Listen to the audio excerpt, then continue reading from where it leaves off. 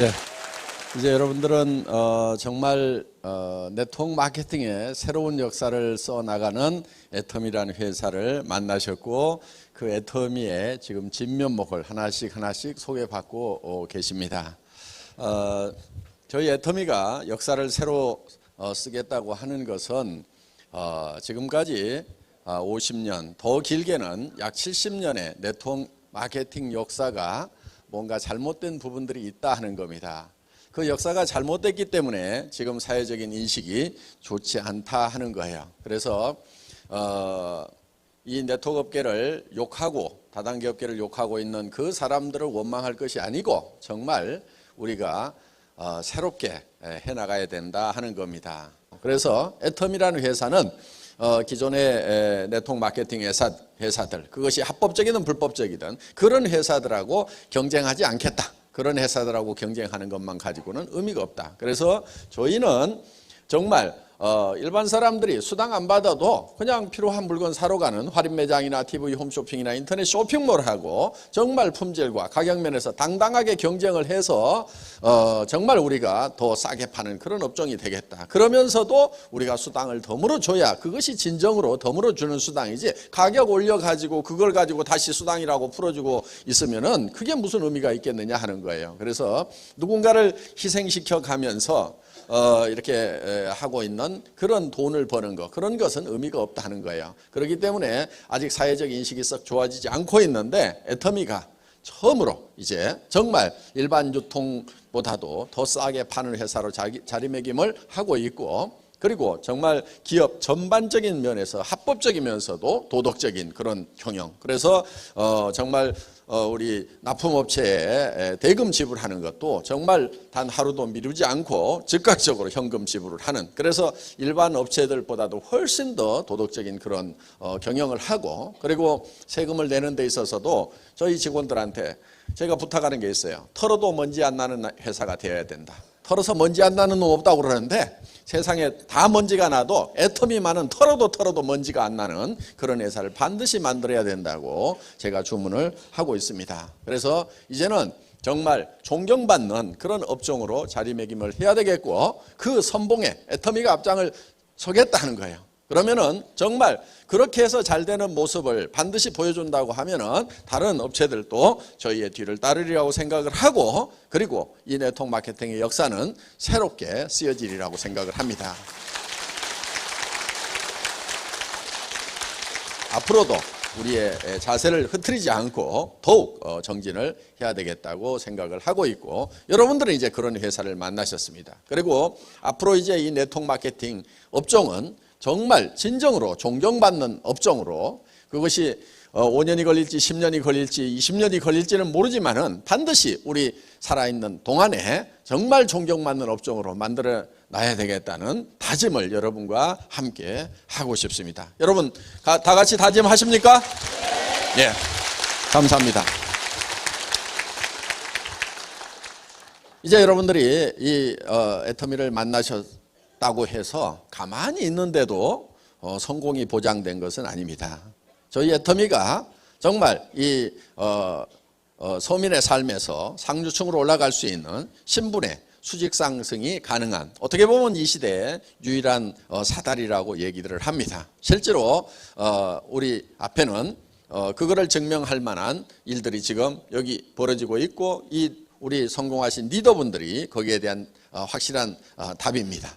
그래서 앞으로 더 많은 성공자들, 정말 서민에서 가난한 뱅이에서 정말 가장 역할도 제대로 못해서 가정이 뿌리채 흔들렸던 그런 상태에서 이제는 사회적으로 봤을 때 상류층으로 올라가고, 또 이제 주변으로부터 존경받는 그런 이제 사회적 지도자로서의 역할을 할 수 있는, 정말 신분이 수직 상승하는 그런 이제 유일한 사다리를 애터미가 제공을 하는 겁니다.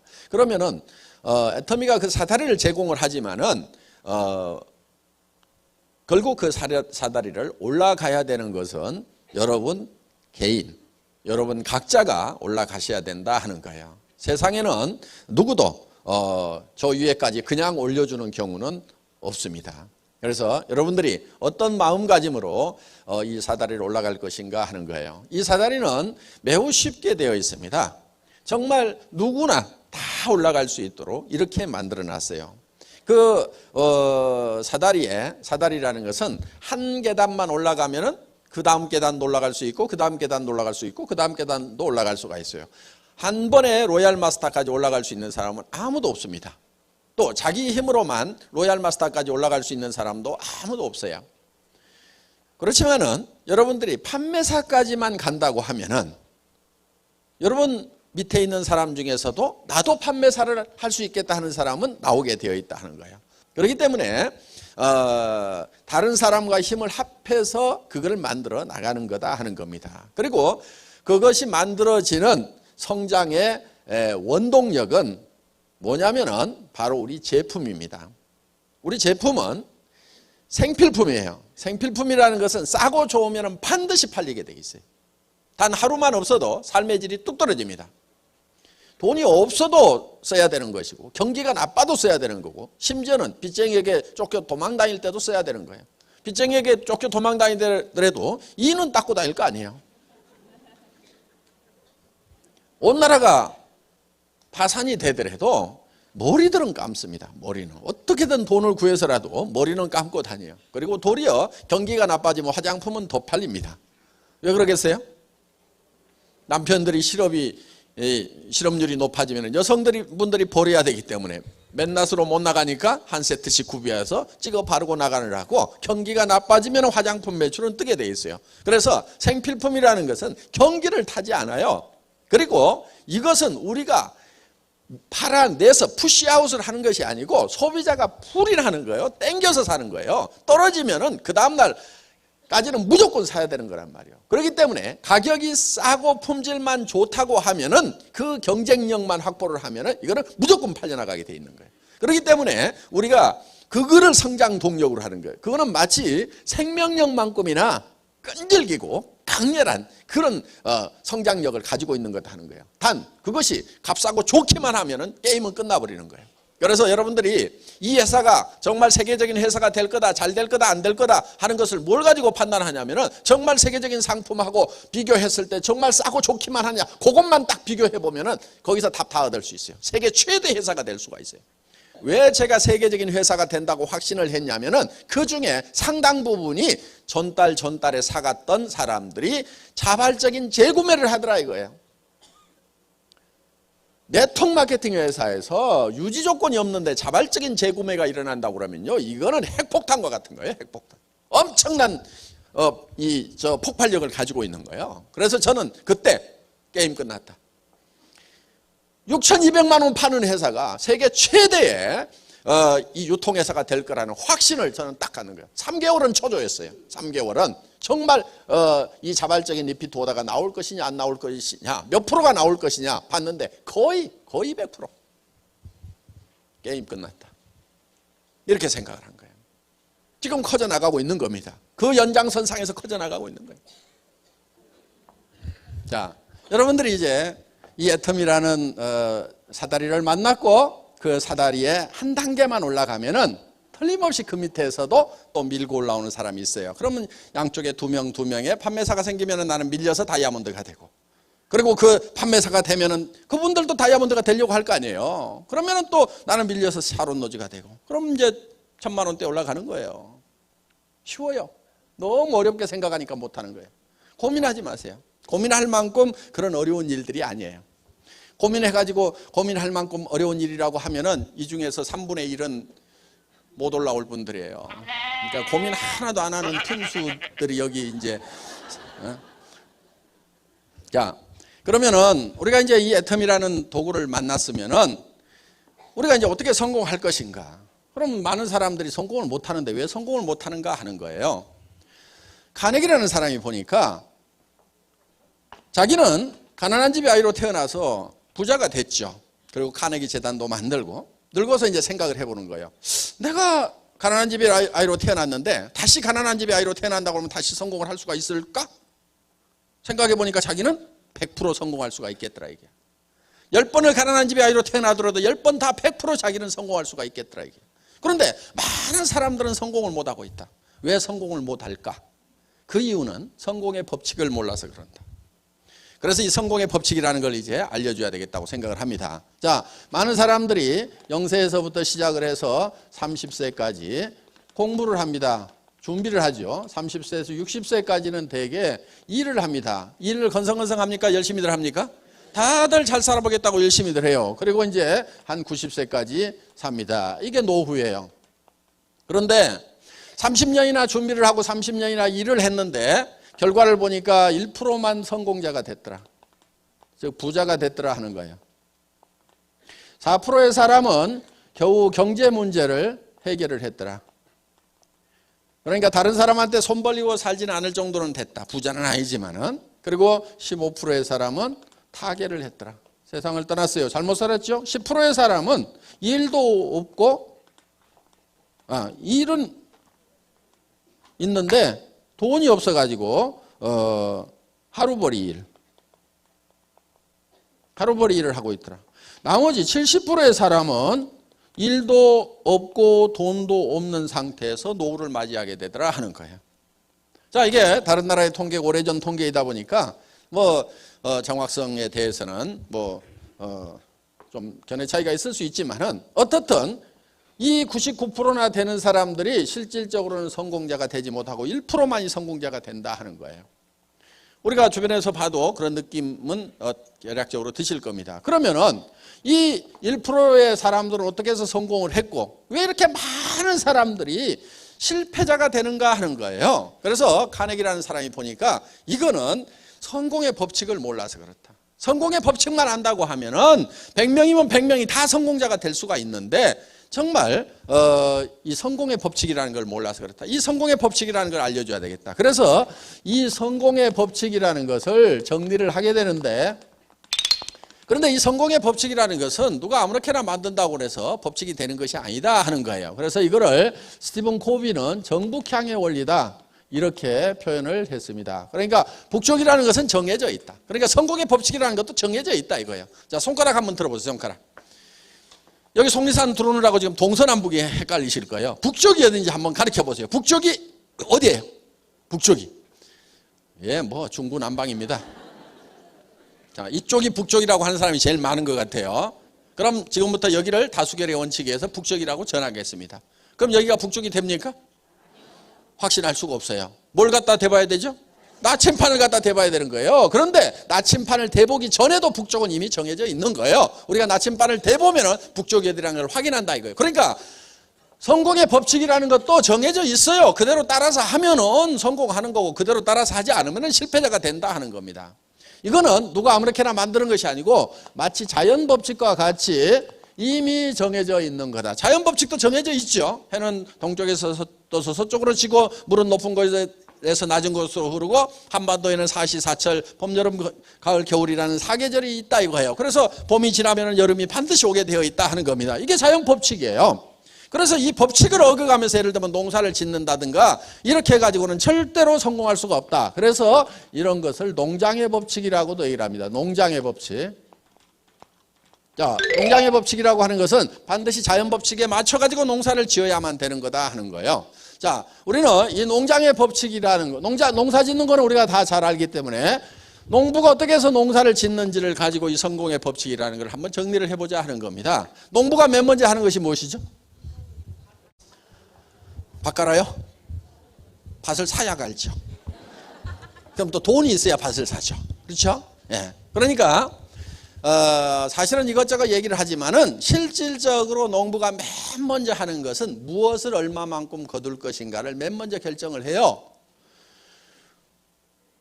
고구마를 거두려면 밭을 사야 되지만은 쌀을 거두려면 논을 사야 되는 거예요. 그렇기 때문에 무엇을 거둘 것인가가 먼저 머릿속에 들어온 다음에 그 다음에 밭이든 논이든 땅콩을 거두려면 모래밭을 사야 되는 거예요. 그러니까 무엇을 거둘 건지에 따라 가지고 그 다음 모든 것들이 결정이 되게 돼 있다는 거예요. 그래서 농부의 머릿속에 맨 먼저 들어오는 것이 무엇을, 첫 번째. 두 번째, 얼마만큼 거둘 것인가. 자, 우리가 농사를 지을 때는 거두는 것부터 하지 않고 실제로는 심는 것부터 하는데 맨 먼저 하는 것이 거둘 것인가를 먼저 결정한다 하는 거예요. 자, 그러면은 우리가 인생 농사를 지을 때 결국은 어떤 모습으로 거둘 것인가 하는 것이, 내 인생의 마지막 모습이 어떤 것이 될 것인가 하는 것이 내 머릿속에 먼저 들어와야 된다 하는 거예요.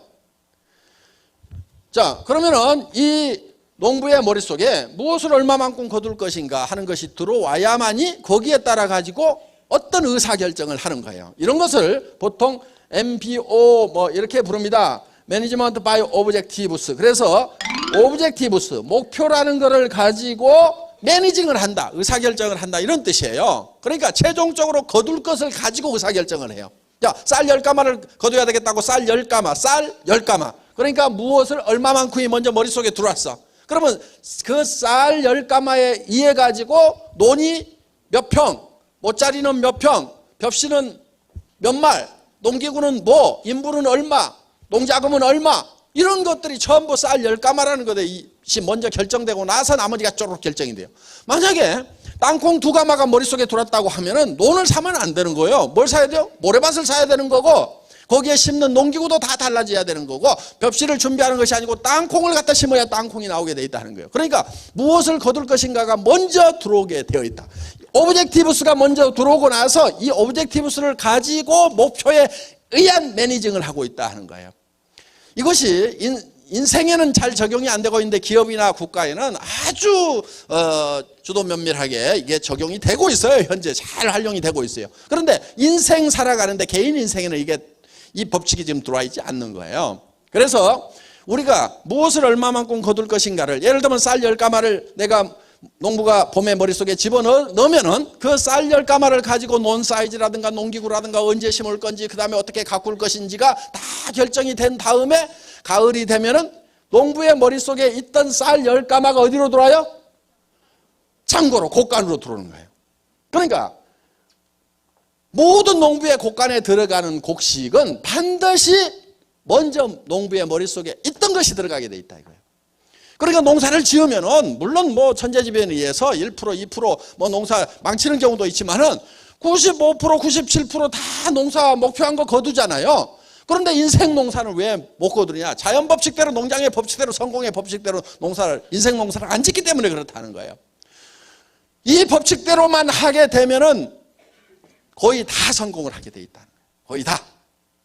그래서 여러분들이 내가 어떤 모습으로 성공할 것인가 하는 것이 먼저 머릿속에 먼저 들어와야 돼요. 그래야 3년 후든 5년 후든 내 머릿속에 들어와 있던 내가 밖으로 튀어나와 가지고 성공자로 되는 거예요. 자, 농부의 머릿속에 쌀 10가마가 없었다면은 곡간에 쌀 10가마가 들어오지가 않죠. 그러니까 이 쌀은 어디서 튀어나온 거냐면 농부의 머릿속에서 튀어나와 가지고 곡간에 들어간 거예요. 나의 성공한 모습도 어디에 만들어져야 되냐면 내 머릿속에 만들어져야만이 이 성공자의 모습이 3년 후든 5년 후에 튀어나와 가지고 다른 사람들이 보게 된다 하는 거예요. 여러분 한 사람 한 사람의 삶이 성공을 해야 된다 하는 거예요. 그런데 이제 성공을 여러분들이 해야 되는데 어떤 모습으로 성공을 할 거냐 하는 거예요. 어떤 모습으로? 어떻게 하면 성공하는 거예요? 여러분들 성공해야 될 거잖아요. 그렇죠? 예, 뭐 아무 생각 없는 것 같아요, 제가. 무슨. 자, 성공을 해야 돼. 어떤 모습으로 성공을 할 거냐? 어떻게 성공할 것인가 생각을 했더니 상당히 복잡해. 그 복잡한 이유가 있어요. 사람이 좀 복잡하게 만들어졌어. 사람은요, 뭐가 있냐면은, 육이라는 게 있어요, 육. 요 육 있죠, 육. 예.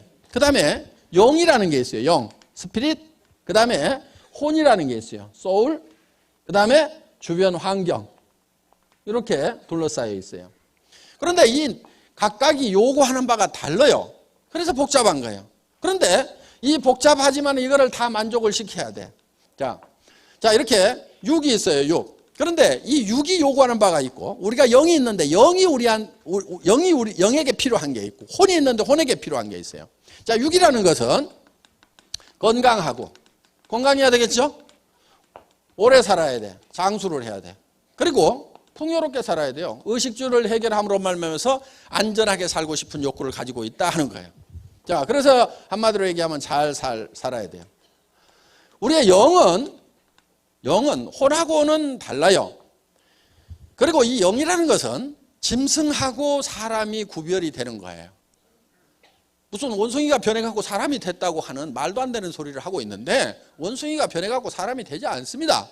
그러면 원숭이를 개처럼 끌고 다니면 안 되죠. 그렇죠? 조상님인데 잘 모셔야지. 그런 싸가지 없는 그 후손들이 어디가 있어요. 조상이라고 그러면서 개처럼 끌고 다녀. 원숭이는 절대 우리의 조상이 아니에요. 왜냐하면 그는 처음부터 창조될 때부터 원숭이로 창조가 된 거예요. 자, 그래서 이 동물하고 사람을 구별하는 기준이 뭐냐면 동물은 영이 없어요. 혼은 있어요. 혼. 이 영이라는 것은 우리가 잘 구별이 안 되는데 양심 같은 거예요. 양심. 그리고 이 영은 시간에 관한 개념이에요. 시간에 관한 개념. 이 영은 시간을 인지를 할 수가 있어요.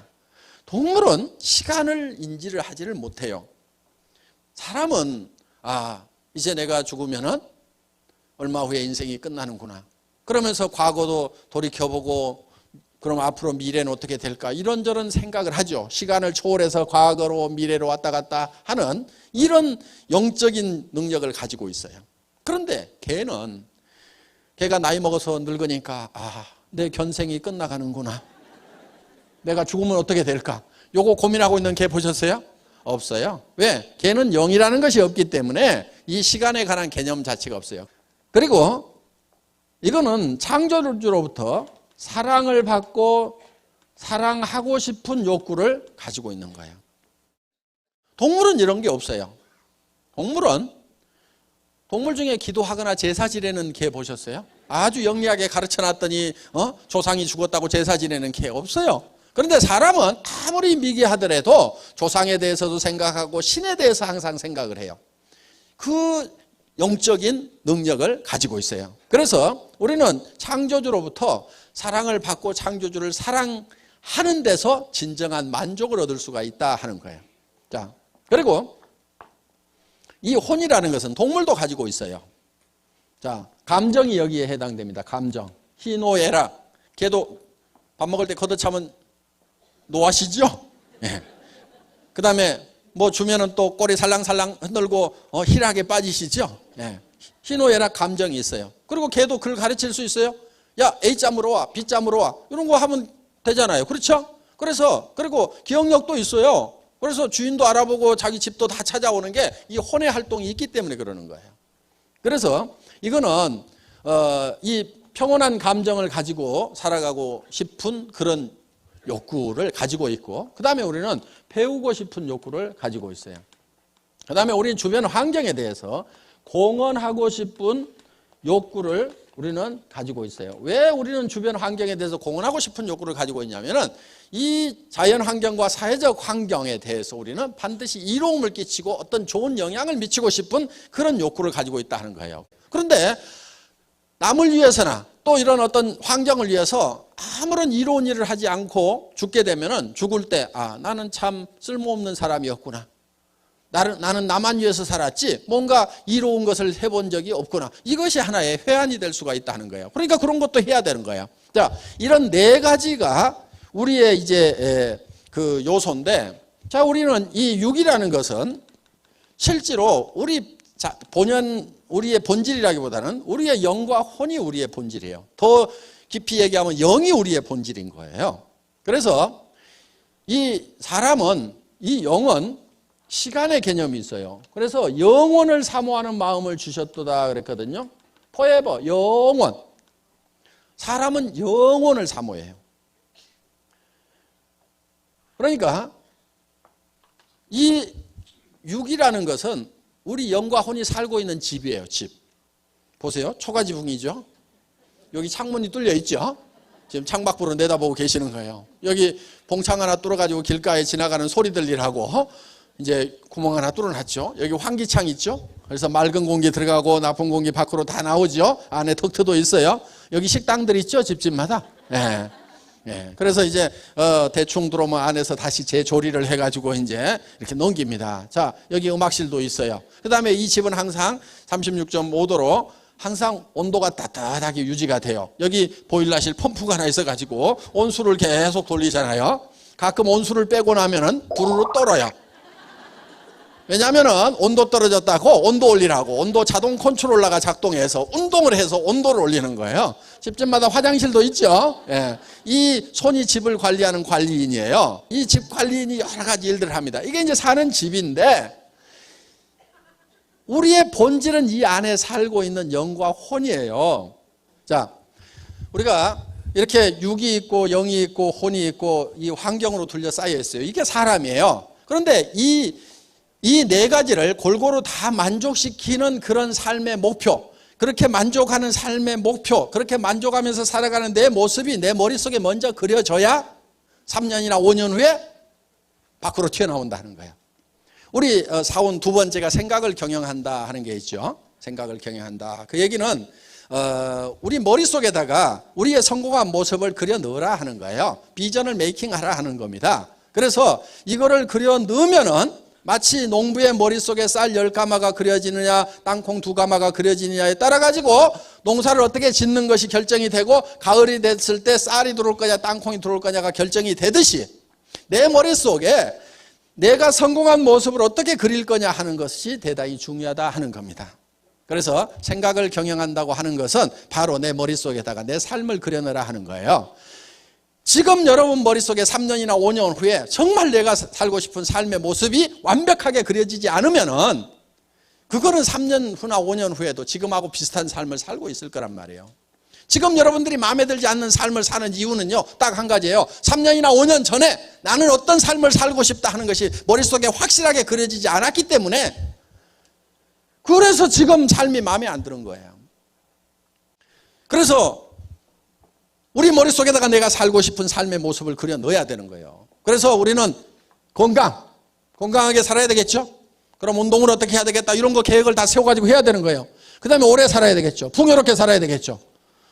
그러면 통장에 돈이 얼마가 있어야 되겠다. 집은 어떤 집에 살아야 되겠다. 차는 어떤 차를 타고 다녀야 되겠다. 내가 기분은 어떻게 하고 살아야 되겠다. 이런 것들이 착착착착 나와 있어야 된단 말이에요. 그 다음에 정말 내가 양심을 어기지 않고 정말 영원히 사는 문제에 대해서 정말 진지하게 생각하고 자, 우리는 이제 공헌하는 삶도 살아야 되겠다 하는 거예요. 그런데 이게 각각 떨어져 있지가 않고요. 사실은 이게 하나로 엉겨 있어요. 그래서 우리는 이 육이라는 게 있는데 육은 잘 살며 여기 혼이 있죠. 혼은 배우고 그리고 영은 사랑하고 그리고 우리는 환경에 대해서는 빨리빨리 해보세요. 공헌하는 삶. 이 네 가지가 골고루 균형 잡힌 삶이 돼야 돼요. 균형 잡힌 삶.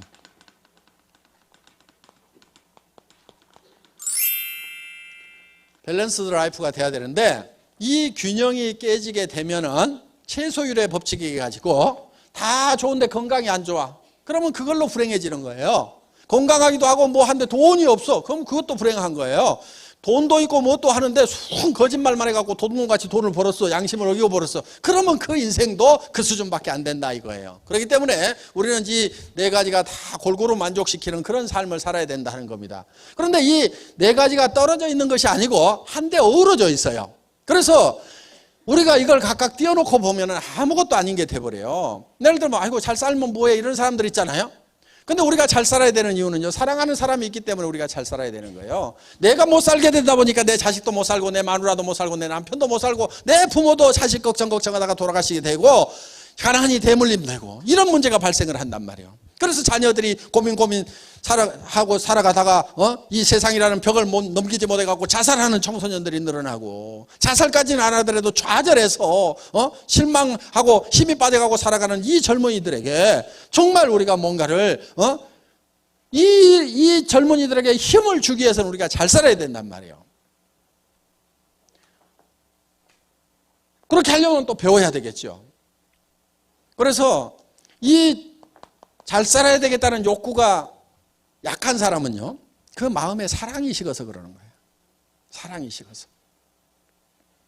이 애텀이라는 도구, 학력도 필요 없고 미모도 필요 없고 나이도 안 따지고 자본도 필요 없고 경험도 필요 없고 기술도 필요 없고 정말 하겠다는 열망 하나만 가지고 누구나 다 성공하는 이런 사다리가 마련됐음에도 불구하고 그거를 열심히 오르지 않는 사람은 이유는 딱 한 가지예요. 그 마음에 사랑이 없는 거예요. 여러분 여러분들이 정말 내가 몸이 부서져도 좋다.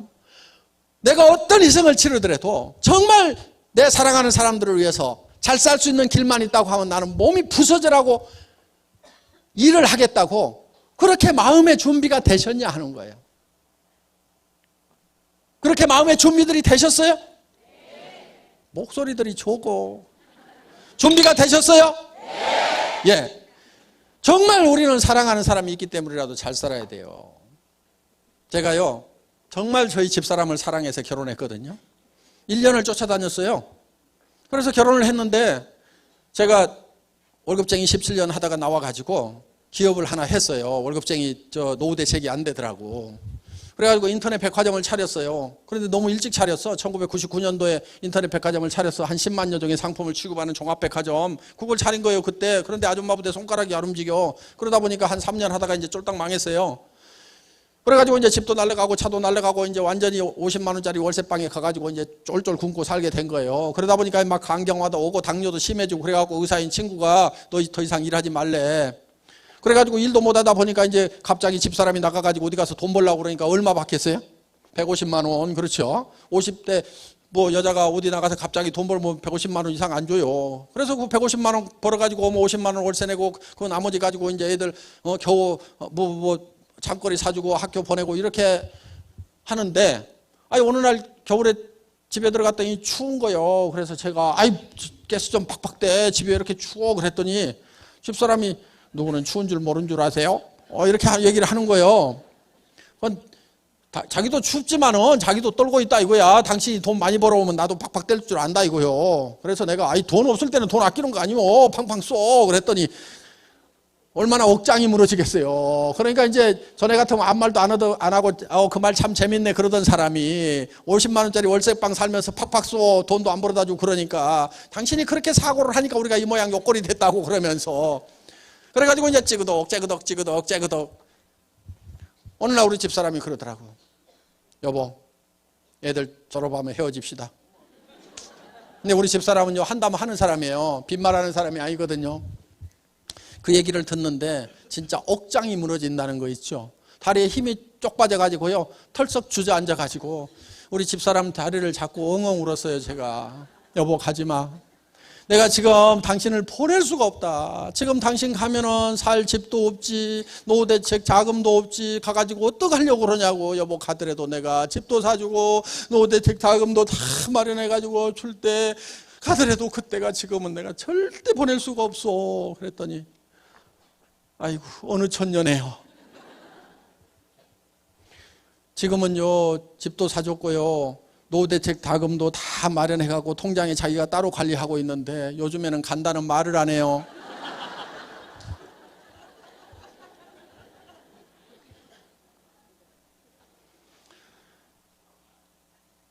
지금은 집에 들어가면요 저희는 거의 붙어 있어요. 다리 주물러주고 발 주물러주고 어깨 주물러주고 여보 내가 주물러줄게. 아니야 내가 주물러줄게. 우리 아들들이 참 꼴을 못 보겠대요. 해도 너무 한대요. 지금은 잘 살아요. 그래서 정말 우리가 사랑을 하기 위해서라도 반드시 잘 살아야 된다. 그러니까 진정한 열정이 어디서 나오냐면은 이 세 가지가 합해지는 데서 이게 진정한 열정이 나온단 말이에요. 열정이 없는 사람은 사랑이 식은 거예요. 정말 꺼져가는 사랑의 모닥불을 헤집어 가지고라도요 다시 그 불을 지펴야 돼요. 그러면 열정이 나와요. 내가 이 사랑하는 자녀들을 위해 가지고 반드시 내가 잘 살겠다. 우리 남편 평생 아침 일찍 나가지고 저녁 때 파김치가 되도록 가족을 위해서 희생했는데 여보 오늘부터는 아니면은 2년 후부터는 푹 쉬어. 누가 그러더라고. 자기가 제일 듣기 싫은 노래가 있대. 아빠 힘내세요. 우리가 있잖아요. 그 노래 듣기 싫어. 지금 힘내가지고 죽글똥 살똥하고 있는데 뭘 힘을 더 내라고 그러냐고. 그런 노래 부르지 말고 노래를 바꿔요. 아빠 푹 쉬세요. 제가 다 할게요. 이렇게 좀 해주면 아빠들이 얼마나 좋아하냐고. 그 대신에 3년만 기다려요. 이렇게 오늘부터 빨래하고 청소하고 난 밖으로 나가서 뛰어야 되니까 여보 알았지? 이렇게 해가지고 와이사스 당신이 데려야 돼요 하면서 다 맡기는 거야. 또 와이사스 안 데려 입으면은 에쿠스 안 사줄 건데 와이사스만 다려도 에쿠스 나올 건데 어떡할까요? 내가 저 와이사스 다릴까요? 아니면 에쿠스 볼로 갈까요? 이렇게 하면 와이사스 금방 다려요. 자, 그래서 우리 머릿속에 정말 나의 삶이라는 한 편의 영화가 만들어져야 돼요. 그 영화가 만들어져서 정말 내가 어떤 삶을 살고 있는지, 그래서 건강하고 활기차고 이것이 머릿속에 그려져야 되는 거예요. 내가 어떤 차를 타는지, 친구들을 만나면 내가 어떤 도움을 주고 베풀고 있는지, 친척들은 다 내가 어떻게 챙기는지, 이런 것이 머릿속에 쫙 그려져 있어야 된단 말이에요. 정말 여러분들이 어떤 집에 사느냐, 어떤 차를 타고 다느냐, 해외여행은 어떻게 할 건지, 부모님은 어떻게 모실 건지, 이런 것이 머릿속에 쫙 들어와 있으면 이거를 정리를 쭉쭉쭉 해가지고 한 편의 영화를 만드는 거예요. 영화를. 이 영화만 잘 만들면요, 그건 이루어져요. 어떤 사람은 그래요. 그걸 진짜 그리기만 하면 이루어지냐고. 예, 진짜 확실하게 그리기만 하면요, 반드시 이루어지게 돼 있어요. 그게 과학적으로도 다 증명이 되어 있어요. 왜냐하면 우리 몸은요, 내가 상상하는 거하고 실제로 일어나는 일하고를 구별 못하는 특징이 있어요. 무슨 얘기냐면은, 보세요. 여러분 집에다가 제가 새콤하고 달콤한 석류, 빨갛게 익은 석류를 한 움큼씩 넣어드리겠습니다. 여러분들이 어금니로 아자자작 씹으니까 새콤하고 달콤한 향기로운 석류 과즙이 입안 가득 퍼집니다. 자, 입안에서 무슨 일이 일어났어요? 침이 고이죠?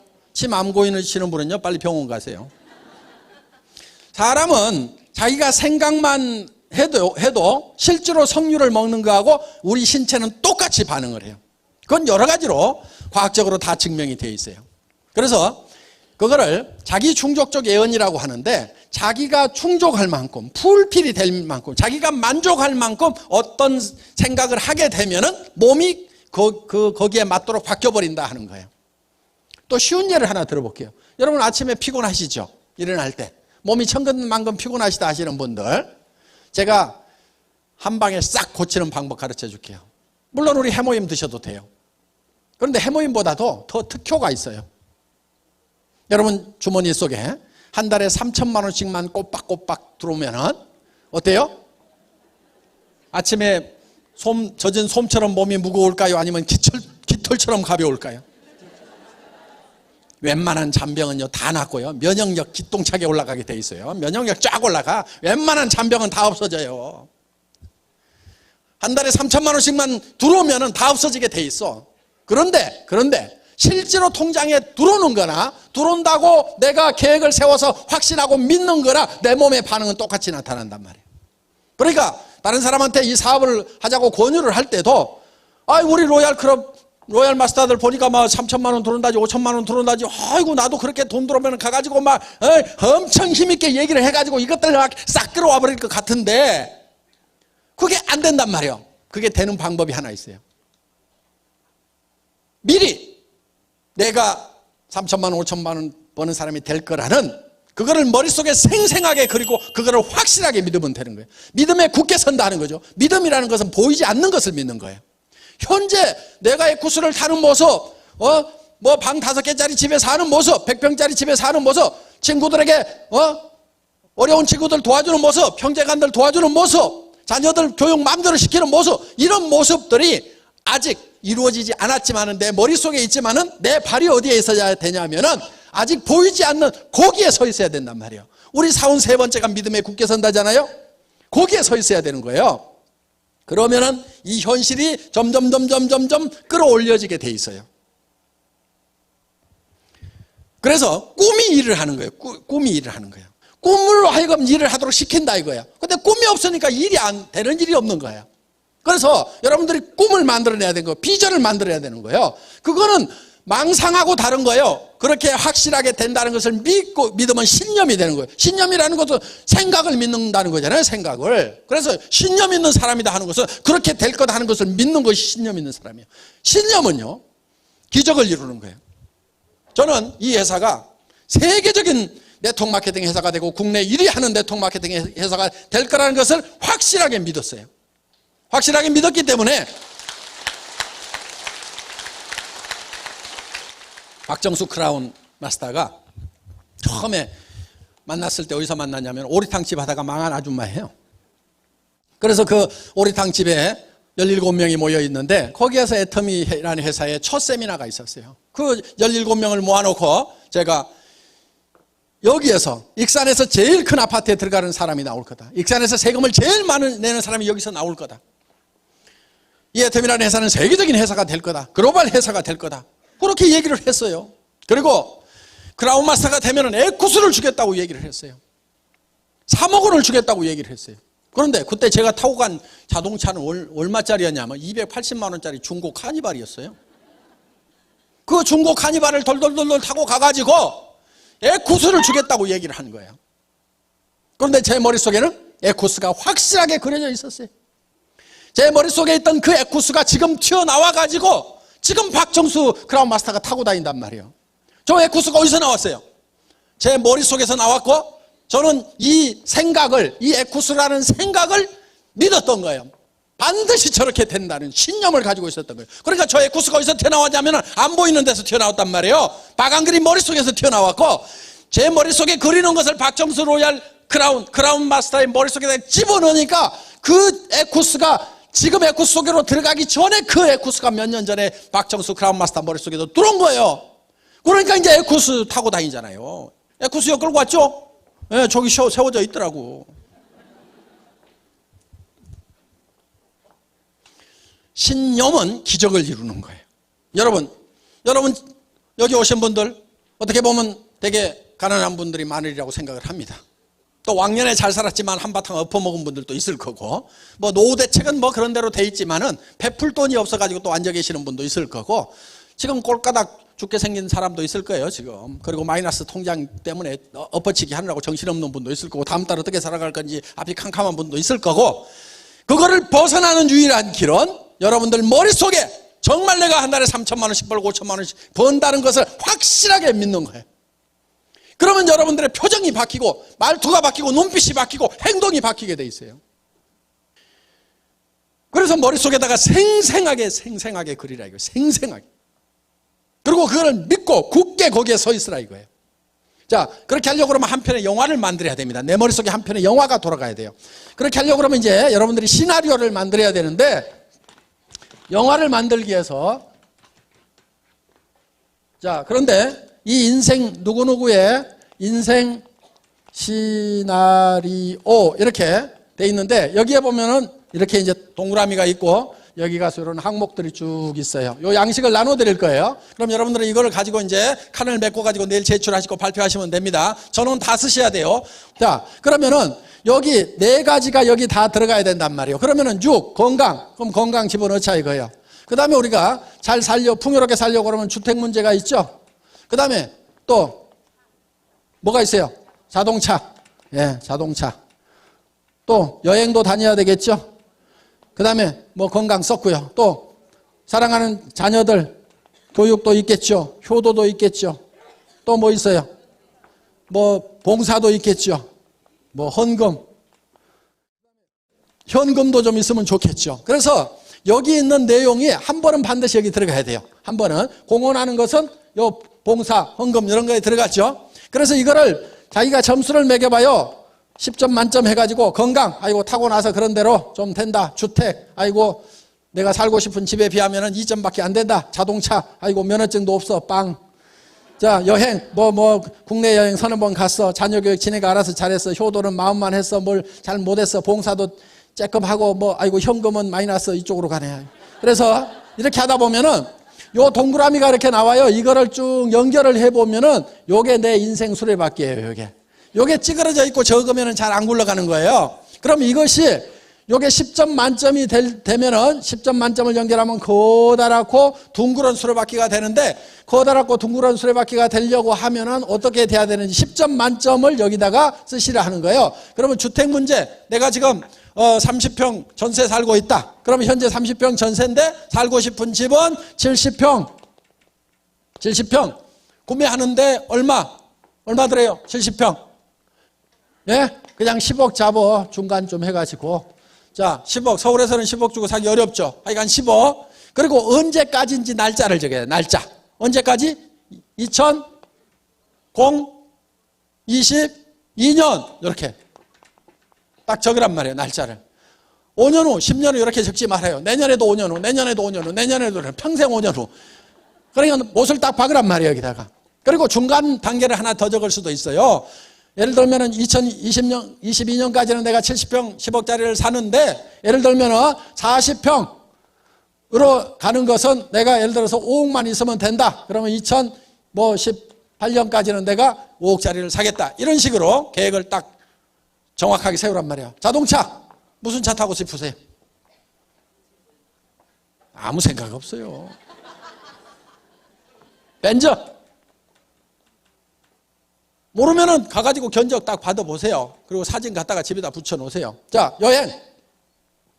뭐 누구하고 함께 하겠다. 그래서 이거를 적을 때 세 가지 요령이 있어요. 첫째, 명료하게 적으라. 명료하게, 구체적으로. 명료하게 적으라는 건 구체적으로 적으라 이거예요. 차는 색깔까지도 다 적고 집은 방이 몇 개인지 무슨 동 주소까지도 다 쓰면 더 좋아요. 두 번째, 기한을 적으라 이거예요. 기한. 세 번째, 금액을 적으라 이거예요. 돈이 얼마가 들어가야 되는지를 알아야 사든지 말든지 할 거 아니에요.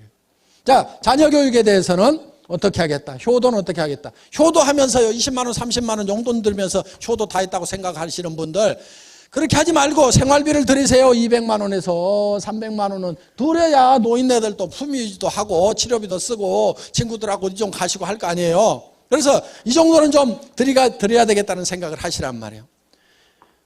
헌금, 내가 기부 어떻게 하겠다. 여러분, 현금도 좀 있으면 좋아요. 그렇죠? 남편 모르는 현금, 내 마음대로 쓸 수 있는 이런 게 좋잖아요. 그런데 이런 것도 한 5억 정도 딱 가지고 있으면 얼마나 좋냐고요. 그렇죠?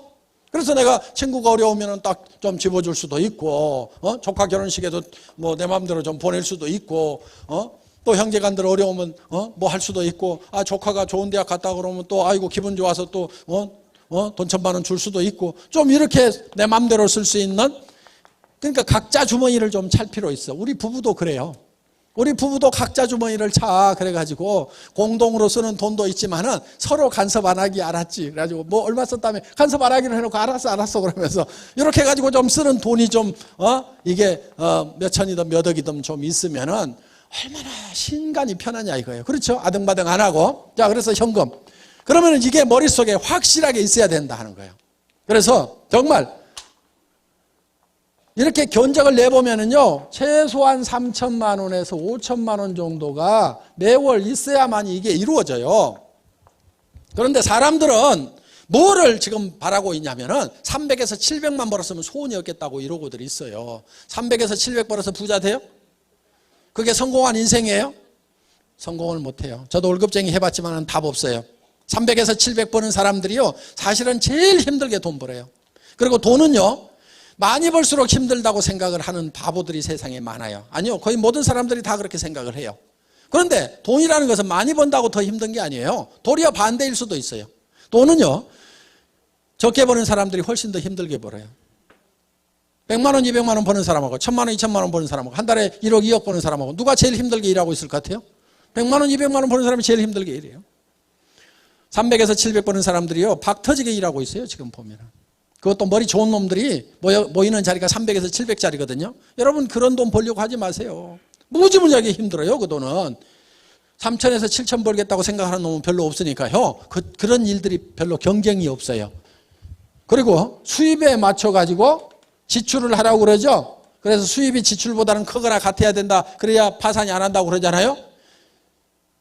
수입에 맞춰갖고 지출하는 사람은 다 가난뱅이에요. 보면 저축해가지고 부자 된다는 사람 그렇지 않아요. 그러니까 거꾸로 해요.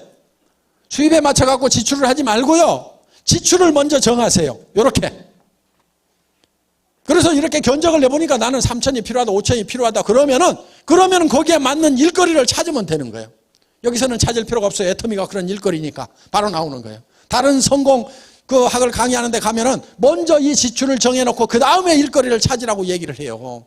여기는 그런 일거리 애터미 자체가 제공을 하기 때문에 여러분들 고생 안 하셔도 되는 겁니다. 그래서 지출에 맞춰가지고 수입을 결정하면 되는 거예요. 그래서 정말 내가 한 달에 3천만 원 버는 사람, 5천만 원을 버는 사람이 되겠다는 거에 대해서, 또 그렇게 살아가는 삶에 대해서 확실하게 믿으면은 내 삶의 자세가 변하는 거예요. 그러면서 그것이 이루어지는 거예요. 이것이 성공의 법칙이에요.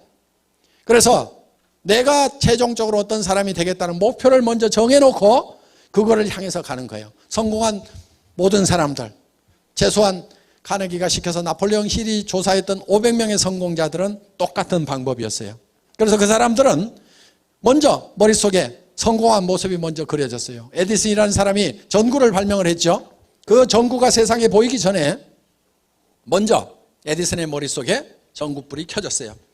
그래서 수천 번인지 수만 번인지 모르지만은 계속 그 실험을 해서 결국은 에디슨의 머릿속에 켜졌던 전구가 지금 밖으로 나와 있는 거예요. 성공의 원리는 다 그래요. 포드라는 사람이 자동차를 만들 때도 자동차에 물결이 넘치는 도로를 생각을 했어요. 그래서 어떻게든 자동차를 싸게 만들려고 하면 대량 생산을 해야 된다. 대량 생산하는 방법은 컨베이어 시스템이다. 그렇게 해서 오늘날 마이카 시대를 열어놓은 거예요. 성공한 사람들은 다 성공한 그 모습이 먼저 머릿속에 그려져 있었던 거예요. 여러분들도 머릿속에다가 뭘 그려야 되냐면 내가 성공적인 삶을 살아가는 나의 삶이라는 한편의 멋있는 영화, 그 영화는 내가 홀라당 반할 만큼의 영화가 돼야 돼요.